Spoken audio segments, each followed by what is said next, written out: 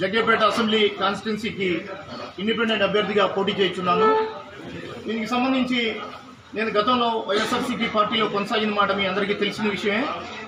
అయితే వైఎస్ఆర్సీపీ పార్టీలో నా ఎస్సీలు, నా ఎస్టీలు, నా బీసీలు అని చెప్పడం తప్ప ఎక్కడ కూడా ఎస్సీలకి సముచిత స్థానం ఇచ్చింది లేదు. దానికి ప్రత్యక్ష ఉదాహరణ నేను మాత్రమే. ఎందుకంటే పార్టీ పదవులు కానీ లేదంటే ఇతర పదవులు కానీ ఎక్కడ కూడా ఒక చిన్న పదవి కూడా ఎక్కడ మాకు కన్సిడరేషన్ లేదు. గత 30 ఏళ్లుగా మీ అందరికీ తెలుసు, మీడియా మిత్రులు చాలా మంది సీనియర్లు అందరూ కూడా తెలుసు. మేము 30 ఏళ్ల నుండి రాజకీయాల్లో రెడ్డి గారు, అదేవిధంగా సామాన్య వెంకట కృష్ణప్రసాద్ గారు ఇద్దరు కలిసి నువ్వు జాగ్రత్తగా ఉండాలి, మరీ జాగ్రత్తగా ఉండాలి, నువ్వు జాగ్రత్తగా ఉండకపోతే నష్టపోతావు అని చెప్పని బెదిరింపులకు దిగుతూ ఉన్నారు.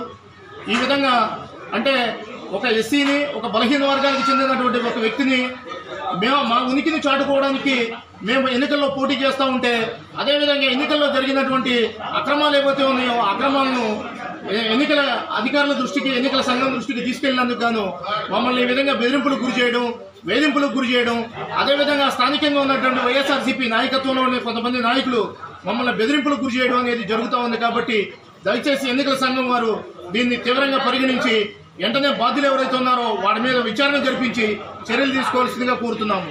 అదేవిధంగా ఎక్కడైతే ఎన్నికల నిబంధనలకు వీళ్ళు తూట్లు పొడిచారో దానికి సంబంధించిన అటువంటి అన్ని ఆధారాలు నా దగ్గర ఉన్నాయి. ఆధారాలతో ఈరోజు స్టేట్ ఎలక్షన్ కమిషన్ వారిని కలవడం జరుగుతుంది. ప్రత్యక్షంగా వారిని కలిసి మాకు జరుగుతున్నటువంటి అవమానం